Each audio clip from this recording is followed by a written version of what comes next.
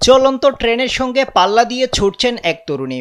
উদ্দেশ্য সামাজিক যোগাযোগ মাধ্যমে ভাইরাল হওয়া। রিল তৈরির জন্য জীবনের ঝুঁকি নিতে পিছপা হননি তিনি।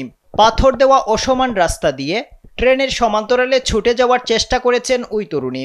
কয়েক সেকেন্ডের ছোট রিলে আরও দেখা যায় হলুদ গেঞ্জি ও কালো হাফ প্যান্ট পরা তরুণীর রেল লাইনের পাশের অংশ দিয়ে ছুটে চলেছেন। তিনি যেভাবে ট্রেনের গতিবেগের সঙ্গে তাল মিলিয়ে দৌড়াচ্ছিলেন তা দেখে আতঙ্কিত হয়েছেন নেটিজেনরা।